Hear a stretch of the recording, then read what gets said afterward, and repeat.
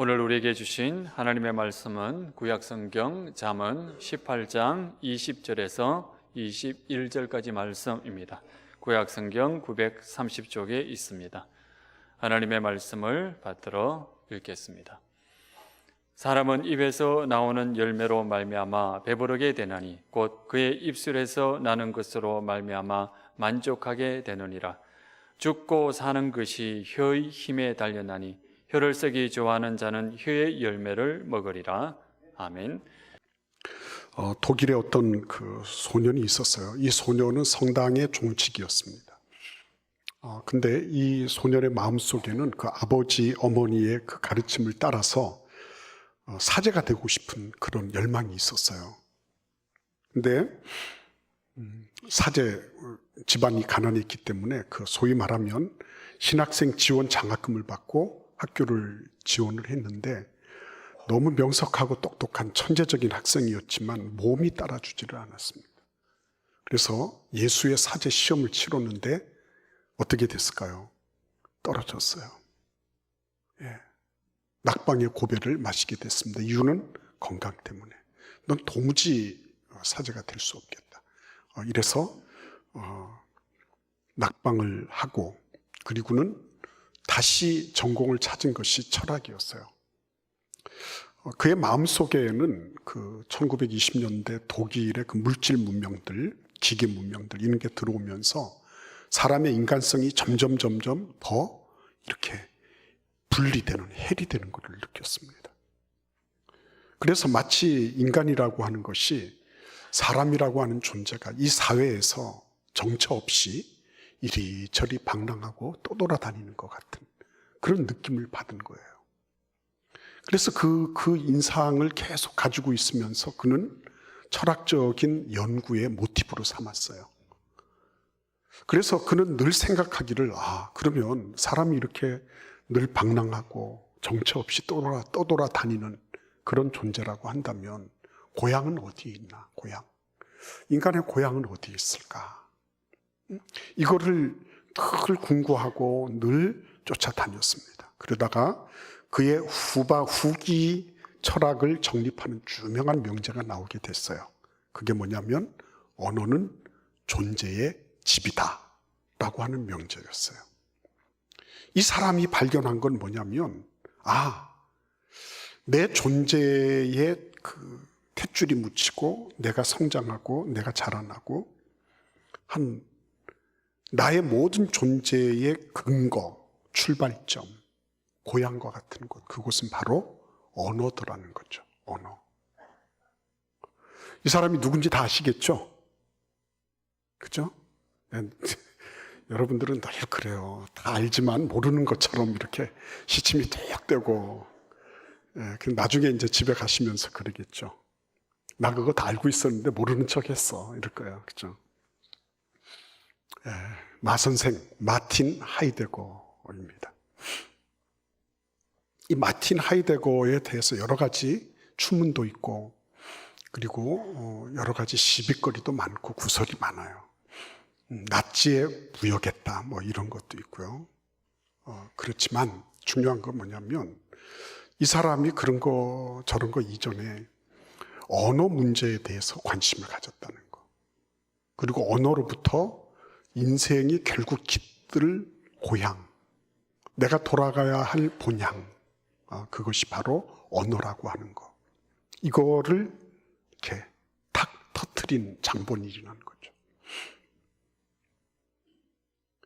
그래서 마틴 하이데거는 굉장한 당시의 학생들에게도 그랬고 철학계에 큰 충격을 줬던 그런 인물이기도 했어요. 그의 철학 강의를 들었던 사람들은 마치 붕해를 마친 것처럼 그런 충격과 그런 감동을 받고 나왔다 그러니까 얼마나 대단했는지 아시겠죠? 근데 여러분,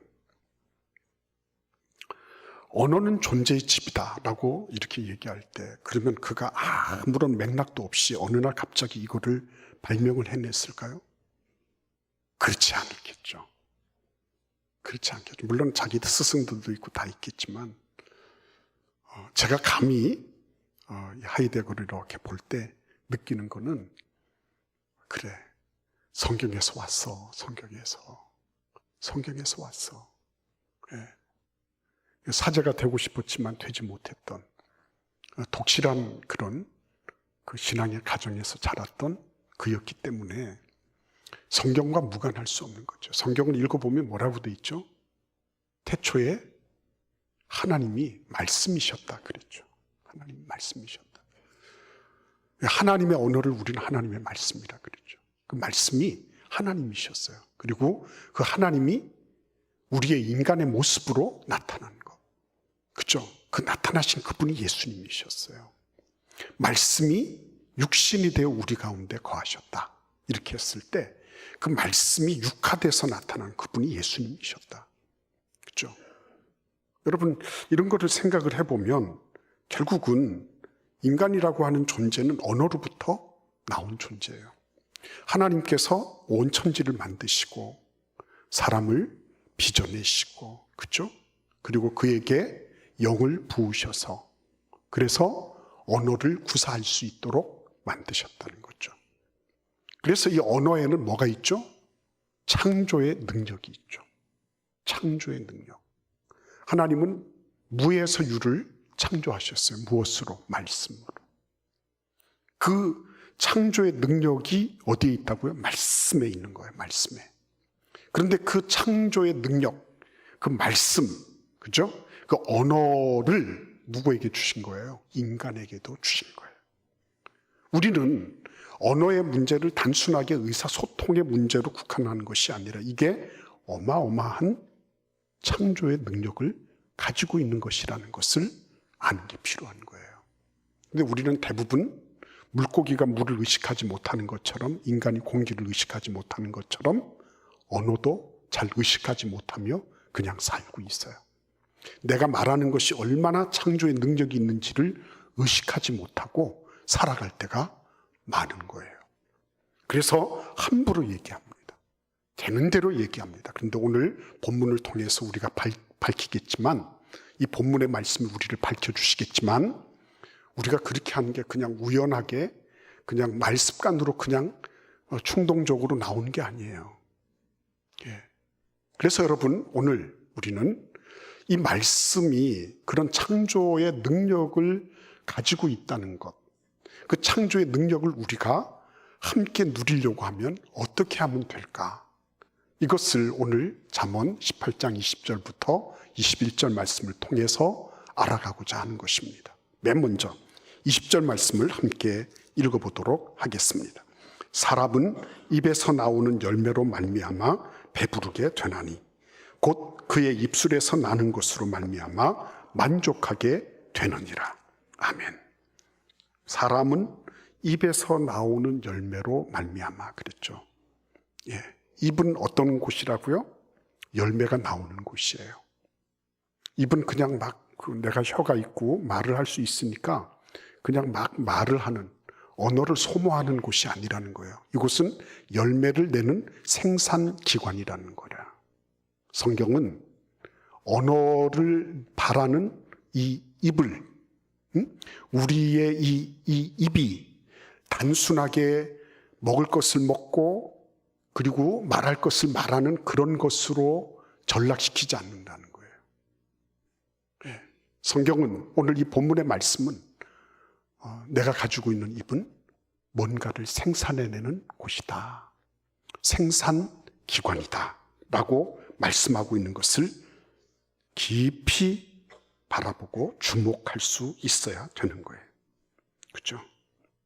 너무너무 중요한 거예요. 우리는 자주 이런 거를 놓칠 때가 많은 것입니다.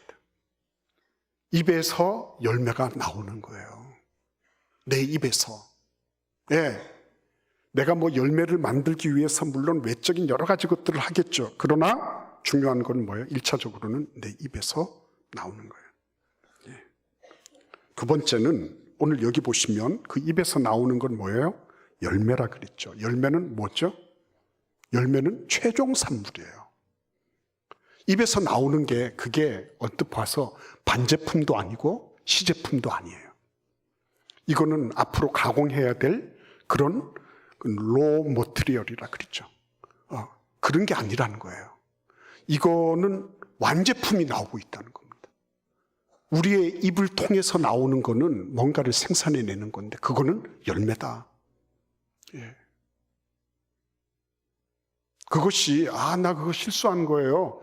내가 우발적으로 충동적으로 얘기한 거예요. 그거 장난 삼아서 농담 삼아서 한 거예요. 이렇게 말을 할 수 있어요. 그럴 수 있습니다. 그러나 오늘 본문 말씀은 말씀하시기를 이것은 최종 산물이다. 최종 산물. 뭔가를 생산해내서 그 마지막 최종 가치가 나오는 게 바로 언어다라고 말씀하는 거죠. 그러니까 그 사이에 뭐가 있는 거죠? 열매가 나올 때까지의 과정이 필요한 거죠. 언젠간 씨앗이 뿌려졌을 거고, 그리고 그 씨앗을 통해서 뭔가가 자라났을 거고, 그리고 마침내는 열매가 맺은 거예요. 그게 아무리 내가 생각 없이 막 소위 말하면 막 던졌다 이런 표현 쓰죠. 그렇다 손 치더라도 그것은 열매다라고 말씀하시는 겁니다. 그러니까 여러분 이런 말씀들을 이렇게 들여다보고 묵상하고 있으면 내가 언어를 쓰는 것이 얼마나 중요한 일인가. 내가 내 혀가 있고 돈 안 든다고 그냥 막 얘기를 한다고 하는 것이 이게 자칫 나에게 있어서는 나는 이거를 그냥 시제품처럼 반제품처럼 아니면 반품되는 그런 어떤 무엇으로 생각하고 막 구사했지만 그러나 이것이 완제품, 열매, 그죠? 최종 가치라고 한다면 이거는 굉장히 심각한 문제가 아닐까 하는 거죠. 그러니까 여러분 오늘 이 말씀을 이렇게 생각을 해보면 이 과정이 있는 거죠. 이 내가 지금 입에서 막 나가고 있는 것이 어떤 과정을 거칠 거란 말이죠. 예? 여러분 예수님께서는 이 언어 문제에 대해서 결코 무관하지 않으셨어요. 누가복음 6장 44절 45절 말씀을 보시면 나무는 각각 그 열매로 아나니 가시나무에서 무화과를 또는 찔레에서 포도를 따지 못하느니라.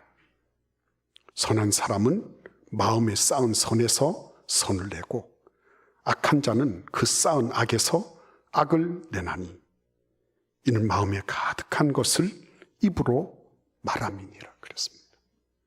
입에서 나오는 것에 대해서 예수님은 그 우발적이고 충동적이고 그거 완성되지 못한 그런 툭툭 던지는 거다고 이렇게 생각하지 않으셨어요. 언어를 만들어 주시고 우리로 하여금 언어를 구사하게 만드신 하나님께서는 그 언어의 문제는 뭔가가 쌓인 것이다 라고 말씀하고 계신 거죠. 내가 지금 우리 자녀들에게 얘기하고 있는 것은 뭔가가 쌓인 거예요. 공부해라. 여기에는 그냥 공부가 중요해서 하는 것일 수도 있어요. 그러나 내 평생에 뭔가가 차곡차곡 쌓여서 지금 막 아이들한테 던지고 있는 거죠. 애들은 어떻게 받죠? 그거를 던진다고 알겠습니다. 그리고 고분고분하게 잘 받습니까? 게임하다가도 야 공부해야지 그러면 어마마마 알겠습니다. 그리고 얌전하게 가서 공부하나요? 그때마다 뭐가 나와요? 청개구리들이 나오더라고 보니까. 청개구리 나오는 거 못 보셨어요? 여러분들 표정은 전혀 우리 애들은 그런 일이 없어요 이런 표정이에요. 전 그럴 때마다 아주 경이롭습니다. 정말로 그래요. 애들 보고 공부해라. 내 마음속에 공부가 중요한지도 알고 내가 평생에 이 공부에 대한 그런 뭔가가 있어. 원한이 있고 아픔이 있어요. 그래서 애들 보고 공부하라 그래. 그래 걔들은 청개구리로 반응하는 거죠. 공부하려고 앉았다가도 공부해라 그러면 안 해요. 뛰쳐나가요. 그죠? 싫은 거예요 그게. 그래서 어떻게 하는 거예요? 어떻게 합니까? 공부하지 말라 그러면 공부하게 될까? 이런 생각 하죠. 그죠? 정말로 그랬다는 거 아니에요. 너 제발 공부하지 말고 게임만 해라. 자고 있는 애 깨워가지고 게임해야지. 밥 먹으려고 그러면 너 왜 밥을 먹냐? 빨리 가서 게임해야지. 그죠? 씻으려고 그러면 야 샤워하는 것보다 게임을 해야지. 너 뭐 하고 있냐? 분초를 아껴가지고 게임을 해야지. 이렇게 해서 사흘하니까 게임도 안 보고 보기도 싫다 그러면서 항복을 하더래요. 근데 여러분, 그거는 너무 극단적인 얘기 아니겠어요? 뭔가가 쌓여서 이렇게 나가고 있다. 뭔가가 쌓여서. 이번에 전도학교를 금요일마다 하면서 제가 아주 우리 박봉남 장로님 같은 훌륭한 장로님을 한 분 만났어요. 그 정장로님, 그 저자가 되시는 분인데, 이분이 이제 전도에 대해서 이제 막 불이 붙은 거예요. 내가 전도해야지. 그래서 이렇게 가면 교회 다니십니까? 뭐 이렇게 물어가지고 이렇게 막 전도하려고 그러고 이런 거예요. 그런데 소득이 별로 없어요.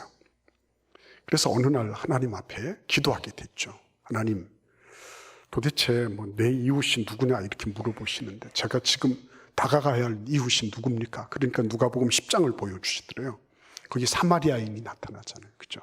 사마리아인이 강도를 만나가지고 거반 죽을 정도로 막 맞아서 그냥 막 피를 철철 흘리고 이러고 있는데, 사마리아인이 지나가면서 제사장도 레위인도 다 외면하고 지나가는데, 사마리아인이 지나가면서 그때 당시에는 이제 병원 같은 역할을 하는 여관에 데려다 주고, 그 다음에 병원비도 지급해 주고, 그리고 더 필요하면 돌아올 때 주겠다 그러고 이렇게 하고 갔죠. 예수님이 누가 너희들의 이웃이냐 이렇게 물었을 때, 도움을 준 사람입니다. 그 사람, 우리가 상종조차 안 하려고 하는 그 사마리아인이야말로 진짜 이 강도 만난 사람의 이웃입니다. 이렇게 얘기를 하죠. 자, 중요한 거는 그걸 보여주시면서 이분에게 하나님께서 내 이웃이 누굽니까? 라고 물었을 때 내 이웃이 바로 가족이라고 하는 사실을 알려주신 거죠. 가족이다. 내 이웃은 가족이다. 나는 가족들한테 잘하고 있는데요. 근데 사실은 이분이 굉장히 가부장적이고 권위주의적이고 마초 기질이 있는 거예요. 이 남성미 있죠. 막 이러면서 팔뚝 이렇게 해가지고서 털 막 이렇게 막 푹실푹실 해가지고 나가지고 막 이렇게 산적처럼 이렇게 해가지고 그런 스타일이었던 거예요. 그러니까 집이 어떻겠어요? 집이, 가정이 어떻겠습니까? 그런데 이제 그렇게 그런 마초적인 기질을 가지고 막 이 힘을 부리고 이렇게 했는데, 그 말씀을 보면서 강도 만나서 피 흘리고 있는 그 이웃, 가족 이렇게 해서 딱 좁혔단 말이에요. 가족 가운데서 누구냐 하고 보니까 아내였다는 거죠. 아내. 그래서 아내가 가만히 보니까 자기는 그냥 돈 갖다 주고 뭐 이렇게 했으니까 다 됐으려니 생각했지만, 실은 정말 멍들 대로 멍들고 맞을 대로 맞고, 이 남편의 그런 막 지적질, 막 책망 뭐 이런 거 있죠. 그런 거를 당하면서 아내가 힘들어하는 모습을 하나님이 보여주신 거죠. 그래서 이분이 딱 태세를 전환합니다. 이 멋있는 거예요. 이 남자의 남성성이라는 게 그게 참 멋있는 거예요. 딱, 내가 이거 잘못됐구나. 뭐부터 바꿔야 됐죠? 하니까 하나님이 말씀해 주시기를 내 말버릇부터 바꿔라. 언어부터 바꿔라. 이렇게 하신 거예요. 막 비난하고 지적질하고 막 이렇게 억압하고 하는 그런 언사들을 그때부터 예수님의 모습을 닮은 예수님의 언어 사용법, 이거를 황금 언어라고 이렇게 이름을 지었어요.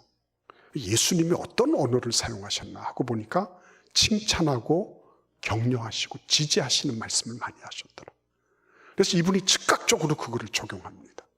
나도 아내에게 그렇게 해야 되겠구나. 그렇게 마음 먹어요. 그리고 그렇게 합니다. 그러니까 아내의 입장에서 보면은 이게 무슨 일이에요, 이게?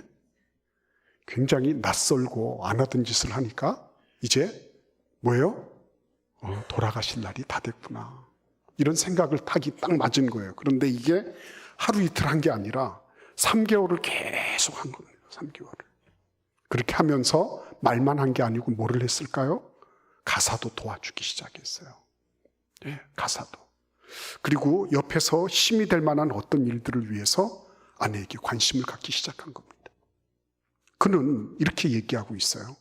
내가 만약 그때에 바깥으로 시선을 돌려서 계속 바깥에만 관심을 가졌더라면 너무 아련하다는 거죠.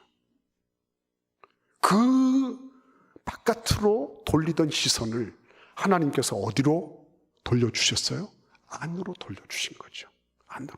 여러분 생각해 보세요. 100만 명을 전도했는데 집에서는 아유, 당신 전도 참 잘하는구나. 아유, 대단하셔. 나 하나 한번 전도해 보시지. 막 이렇게 되면 어떻게 했어요? 아내가. 예? 나를 한번 전도해 보라고. 이렇게 하면 얼마나 그게 우습겠어요. 그때 이분이요. 딱 하나님 앞에 마음을 먹고 칭찬하고 격려하고 그리고 그의 깊은 속을 이렇게 길어내는 거죠. 지혜로운 자는 그 속내를 이렇게 길어내잖아요. 그런 질문들을 개발하고 그리고 그가 할 수 있는 그 아내의 장점들을 발견해서 그거를 얘기해 주기 시작한 겁니다. 우리는 그런 문화가 아니에요. 한국적인 문화는 알면서도 그런 모양이구나, 수고했네 이러고 지나가지, 그거를 입으로 이렇게 막 이렇게 얘기하는 게 너무 간지러워요. 그죠? 간지러워. 그래서 말을 못해요. 아니, 미장원 갔다 온 거 알죠? 그런데 뭐 거기다 대고 뭐 이쁘다, 뭐 어울린다 이런 소리 하는 게 남자로서는 별로인 것처럼 느껴지는 그런 문화 속에 있었죠. 그런데 그거를 입을 벌려서 구체적으로 얘기를 해주기 시작한 겁니다. 그러니까 아내가 어떻게 했어요? 아내가 아내의 마음이 열리기 시작한 겁니다. 아내의 마음이 열리기 시작하는 거예요. 그 전에는 같이 이제 동거는 하죠. 동거는 하지만 뭐예요?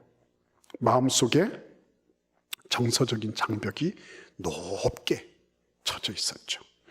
근데 그런 일들을 하면서 칭찬해주고 격려해주고 지지해주고 장점을 발견해주고 그리고 어려운 일이 있을 때 그러한 것들에 대해서 물어봐주고 하는 이런 황금 언어를 사용하기 시작하면서 부부간의 그런 장벽들이 확 무너져 내렸죠.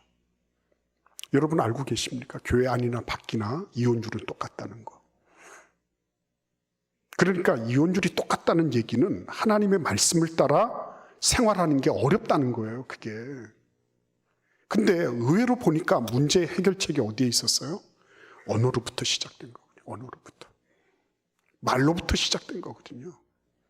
그래서 말을 이분이 제어하기 시작하고 언어 사용에 대해서 깊은 관심을 가지고 예수님을 닮아가기 위하여 노력을 하기 시작한 거죠. 그래서 그 장면들이 너무너무 아름다운 거예요. 그래서 그분이 이렇게 표현합니다. 나는 출근할 때 아내의 축복을 받으며 문을 나선다. 그랬어요. 출근할 때 아내가요, 남편이 다녀와 뭐 수고하긴 하겠지 뭐 이러고 이렇게 가는 게 아니고 아내의 간절한 축복을 받으며 남편이 세상을 향해서 나가는 거예요. 얼마나 멋있는 겁니까? 얼마나 아름다운 일이에요. 그렇죠? 그게 전부 어디에서 시작된 거예요? 언어로부터. 언어로부터. 그러니까 자기 집은 툭탁거리는데 전도해가지고 막 교회 앉혀놓고 그러면 옆에서 이렇게 딱 볼 때 아니 남한테는 그렇게 친절하면서 왜 집에서는 왜 그렇게 뿔뚝성 내고 그렇게 인상 쓰고 왜 그런 거야? 집에서나 잘하지. 이런 소리를 듣잖아요. 그렇죠? 그러니까 여러분 가만히 생각을 해보면 이거는 어떤 돈의 문제가 아니에요.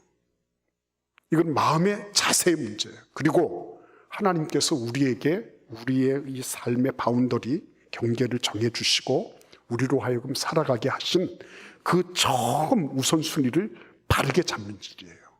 왜요? 하나님이 말씀으로 천지를 창조하셨으니까.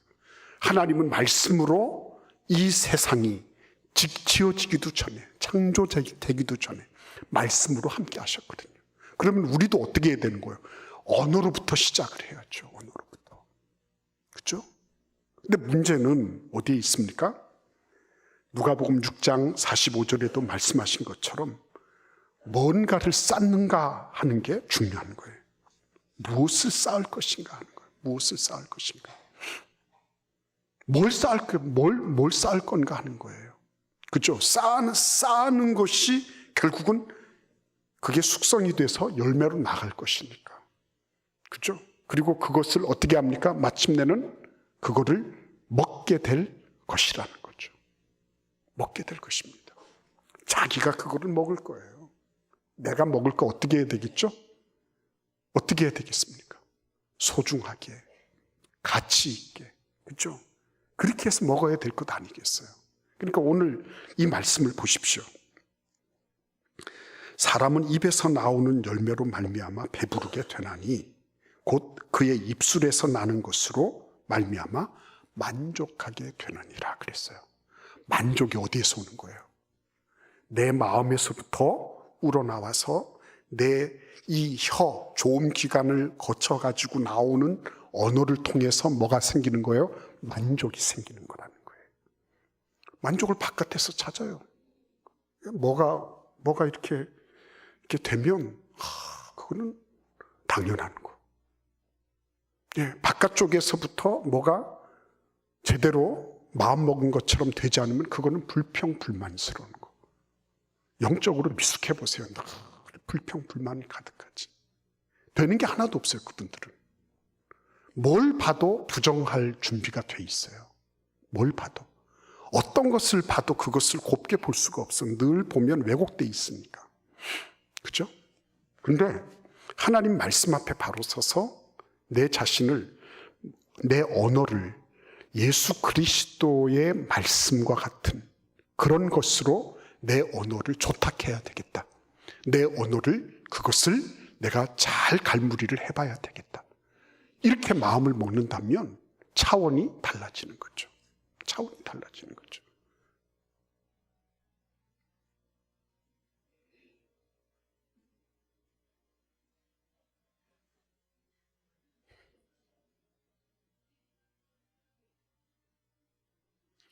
우리 어르신들 가운데는요, 이 청각이 이렇게 잘 원활하지 못하기 때문에 이게 내 것에서 울리는 건지 남의 것이 울리는 건지 잘 몰라요. 그래서 이 소리를 크게 틀고 텔레비전을 보시거나 핸드폰 이렇게 들으시거나 이러는 거를 조금 자제하셔야 돼요. 그래서 나중에 보면 보청기를 껴도 만족스럽지 않은 거예요. 심지어는 삐 소리도 못 들었어요. 그래서 이게 우리가 이 청각 기능에 대해서는 진짜 우리가 많이 생각을 해야 될 것 같습니다. 지금도 뭐 일부러 이렇게 하신 게 아니죠. 예. 그래서 저는 이제 설교 시간 다 됐다고 알려주나 이런 생각을 했었는데, 예, 그게 아니라서 다행입니다. 여러분, 이 하나님의 말씀이나 그리고 성경을 읽을 때도 꼭 마찬가지예요. 내 삶 속에서 이게 지금 뭔가가 갈무리 되고 있다는 걸 꼭 기억하셔야 됩니다. 그래서 갈무리 되는 거를 잘 걸러낼 줄 알아야 되죠. 아무거나 주는 대로 다 받아버리면 어떻게 하겠어요? 그래서 걸러내는 기준이 명확해야 되는 거죠. 마태복음 4장 4절에서 예수님께서 말씀하십니다. 예수께서 대답하여 이르시되 기록되었으되 사람이 떡으로만 살 것이 아니요 하나님의 입으로부터 나오는 모든 말씀으로 살 것이라 하셨느니라. 그렇습니다. 하나님의 말씀의 수준이죠. 하나님 말씀의 수준. 나에게 들어오는 것에서요, 제일 위대하고 가장 훌륭하고 가장 값어치 있고 정말 내가 그것을 갈무리해서 받아야 되는 거. 그게 뭡니까? 바로 이 하나님의 말씀이죠. 우리 시편 19편을 한번 찾아서 읽도록 하겠습니다. 시편 19편 말씀이에요. 7절부터 11절까지 말씀을 같이 읽도록 하겠습니다. 시편 19편 7절에서 11절 말씀 읽으실 때 하나님의 말씀이 이와 같습니다. 하나님의 말씀은 이런 속성을 가지고 있습니다. 라고 하는 것을 이렇게 딱 주목하시면서 읽으시면 좋겠습니다. 다 함께 읽겠습니다. 여호와의 율법은 완전하여 영혼을 소성시키시며 여호와의 증거는 확실하여 우둔한 자를 지혜롭게 하며 여호와의 교훈은 정직하여 마음을 기쁘게 하고 여호와의 계명은 순결하여 눈을 밝게 하시도다. 여호와를 경외하는 도는 정결하여 영혼까지 이루고 여호와의 법도 진실하여 다 의로우니 금 곧 많은 순금보다 더 사모할 것이며 꿀과 송이꿀보다 더 달도다. 또 주의 종이 이것으로 경고를 받고 이것을 지킴으로 상이 크니이다. 아멘. 여러분, 하나님의 말씀이 내 안에 이렇게 차곡차곡 이렇게 쌓이고 그 말씀의 씨앗이 나에게서 이렇게 뿌려져서 그게 쭉 과정을 거쳐가지고 자라나고 열매를 맺고 그게 바깥으로 나가잖아요. 그렇죠? 그러면 그 바깥으로 나갈 때 나는 나대로 뭐예요? 그 열매를 내가 먹어요. 그렇죠? 내가 먹고 내가 그것으로 배불러요. 그리고 그 언어를 듣는 사람들은 어떻게 되죠? 여기 보시면 영혼이 소성돼요. 영혼이 다시 일어나요. 그리고 이 말씀을 들으면서 지혜롭게 돼요. 그리고 이 말씀을 통해서 기쁨도 와요. 그리고 이 말씀은 영원한 가치를 우리에게 주시는 순결한 말씀인 거예요. 뭐 어떤 인간적인 그런 꼼수나 인간적으로 뭐 이 사람을 가스라이팅해서 내 편으로 만들거나 이럴 이유가 없는 거예요. 그런 거 염려할 필요가 없는 거예요. 하나님의 말씀은 너무 순결하시고 너무 명확한 거예요. 이 말씀이 우리들 자녀들에게 들어가면 우리 자녀들이 어떻게 될까요? 이 말씀이 나의 삶에 아내와 남편의 마음속에 깊이 들어가면 어떻게 될까요? 비난하고 질책하고 비아냥하고 조소하고 그죠? 아픈 데만 콕콕콕 찌르잖아요. 남편이건 아내건 그죠?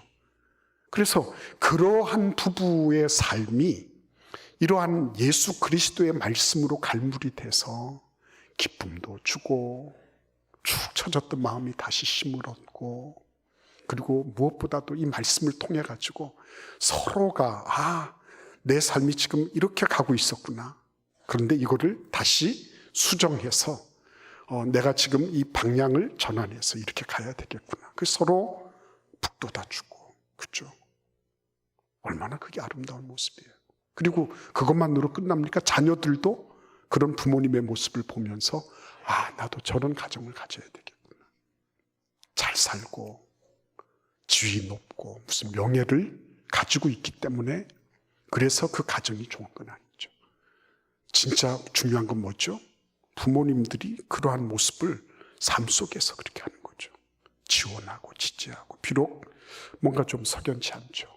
그렇지만은 될 수 있으면 장점을 보고 꼭 고쳐야 될 것 같으면 사랑으로 충고하고 그렇죠? 이런 일들이 일어난다면 그러면 어떻게 되죠? 내 삶 자체가 전도가 되죠. 이 정장놈이라는 분이 단순하게 집에서만 그렇게 하는 게 아닙니다. 아내의 축복을 받으며 출근을 해서요. 이 직원들에 대해서도 그렇게 하는 거예요. 1시간 일찍 출근을 해서 청소할 거 다 정리해 놓고 커피 딱 준비해 놓고 대표가 그렇게 하니까 이 직원들이 불편한 거예요. 얼마를 지나고 나서 직원들이 와서 하는 말이 불편하니까 옛날대로 하자고 1시간 늦게 들어오시고 차도 타주지 마시고 그냥 내비로 두라고. 근데 이게 3개월을 쭉 지나가니까요 진정성을 알아보더래요. 진실한 걸 알아보더래요. 이 사람이 나를 교회로 꼬시고 데리고 가려고 꼬시는 건가 아니면 진짜 나의 필요에 대해서 이 사람이 나를 위해서 이렇게 하는 건가. 사람들은요 표명은 하지 않아요. 그러나 내가 그 사람의 목적을 위한 수단이 되는 건지 나 자신이 바로 그 목적이 되는지 여기에 대해서 민감한 거란 말이에요. 그러니까 직원들이 어떻게 하냐면 한 사람씩 두 사람씩 교회를 다니기 시작하더니 다 다니기 시작하는 거예요. 다 다니기 시작하는 거예요. 제가 그 모습을 보면서 야, 이게 하나님 나라가 확장된다는 게 이런 거군. 말이 바뀐 거죠, 말이. 예, 말이. 예. 부부간의 언어 사용부터 바꾸기 시작한 거죠. 그러다가 직장 가서는 직장에 대해서도 직장 가서도 그 직원들에게 그런 언어를 사용하기 시작한 거죠. 쉽지 않아요. 쉽지 않아요. 그러나 이분이 딱 마음을 먹고 결단하고 그 일을 결행해 나가기 시작한 겁니다. 그래서 아유, 저 사람 자기나 잘 믿지 뭐. 직원들을 이렇게 고생시키면서 직원들한테는 이렇게 인색하면서 이런 소리 듣는 그런 상사가 아니라 아, 저분은 진짜 예수쟁이가 맞아. 인정이 된 거죠. 그러니까 한 사람 두 사람 교회를 다니기 시작한 거죠.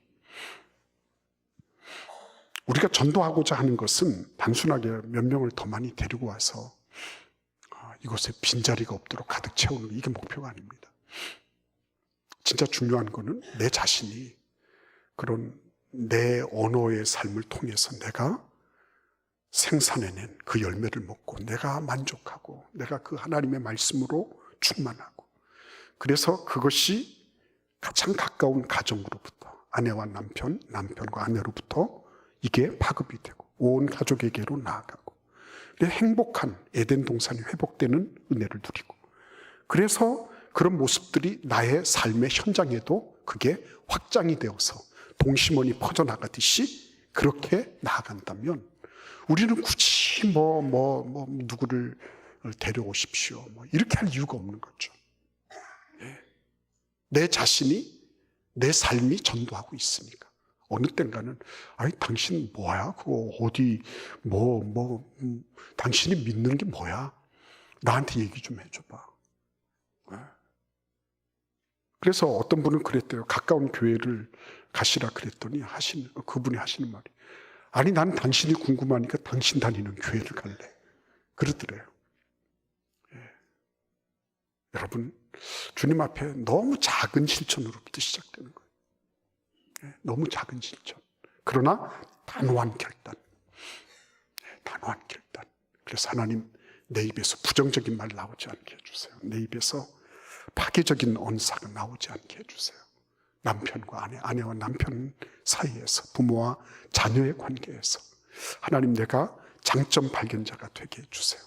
내 감정이 따라가지 않는다 할지라도 내 성벽이 그것을 지지하지 않는다 할지라도 하나님께서 나에게 가르쳐 주신 대로 예수님이 그 죽은 12살배기 그 소녀를 보면서 죽은 것이 아니라 잔다 하셨을 때 예수님이 그 죽은 사실을 몰라서 그런 것은 아니었다는 거죠.